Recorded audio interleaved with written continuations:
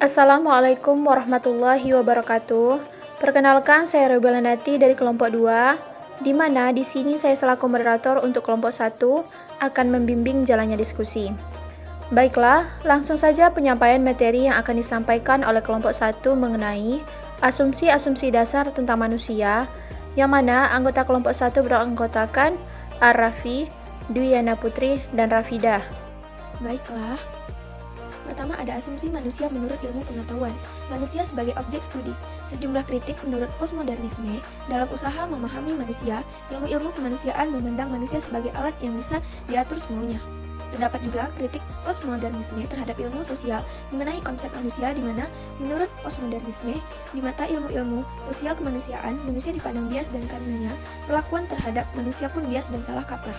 Manusia dipandang sebagai objek. Sedang dalam disiplin ilmu pengetahuan modern, manusia adalah konsep netral, di mana setiap ilmu sosial kemanusiaannya selalu berdasarkan pada konsep manusia, seperti kajian psikologi, sosiologi, hukum, ekonomi, dan lain-lain. Dalam psikologi pun, setiap aliran, teori, dan sistem psikologi pasti berakar pada pandangan filsafat tentang manusia. Paradigma menurut psikologi barat. Psikologi barat memandang manusia sebagai makhluk fisik duniawi semata, yaitu sebagai hasil evolusi kehidupan. Selain itu, psikologi barat memandang manusia hanya sebagai produk budaya dan pengaruh eksternal, hubungan sebab akibat. Paradigma psikologi barat berasal dari cara pandangnya terhadap struktur manusia. Barat memandang bahwa manusia sebagai makhluk yang dikendalikan oleh libido seks yang cenderung pesimistis. Manusia adalah makhluk kosong yang dipengaruhi oleh lingkungan. Manusia adalah makhluk otonom dengan unikannya dan tidak dipengaruhi oleh siapapun. Paradigma psikologi Islam. Menurut Friedrich Robert, paradigma adalah suatu pandangan mendasar dari suatu disiplin ilmu tentang apa yang menjadi pokok persoalannya. Dengan demikian, paradigma psikologi secara umum adalah perilaku manusia dan faktor-faktor yang memicu perilaku tersebut. Dalam Islam, manusia diciptakan dengan fungsi yang tidak hanya terbatas untuk menata kehidupan manusia. Ia juga memiliki tugas sebagai hamba Allah SWT dan fungsi sebagai khalifahnya.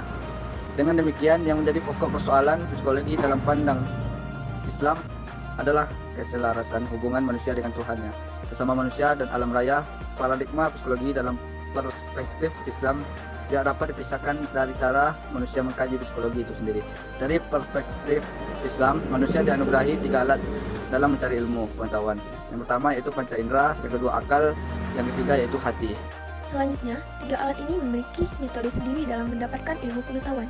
Panca indera mengharuskan penggunaan alat-alat indera untuk mendapatkan ilmu pengetahuan dengan metode observasi, penelitian, dan eksperimen empiris, dan bergantung pada pengalaman aktual yang tujuannya adalah menemukan pengetahuan di balik fenomena alam. Reaksi itu semakin memuncak setelah munculnya banyak benturan-benturan akibat psikologi barat yang antroposentris dan netral. Etik dijadikan sebagai pisau analisis dalam memahami fenomena psikologis masyarakat Islam yang teosentris dan syarat etik. Paradigma psikologi Islam harus dihubungkan dengan pemikiran filosofis dalam Islam. Setidaknya ada 2 kelompok yang berbeda berkaitan dengan kerangka dasar paradigma psikologi Islam ini. Yang pertama, kelompok yang menghendaki keterbukaan terhadap pandangan hidup dan kehidupan non-muslim. Kelompok ini berusaha mengadopsi konsep-konsep psikologi non-Islam dan menggabungkannya ke dalam pemikiran psikologi Islam. Yang kedua, kelompok yang berusaha mengangkat pesan besar ilahi ke dalam pemikiran psikologi, baik dari Al-Quran, Sunnah maupun penafsiran ulama terhadap kedua sumber tersebut. Sekian materi yang dapat disampaikan oleh kelompok 1. Apabila ada kesalahan, mohon dimaafkan. Wassalamualaikum warahmatullahi wabarakatuh.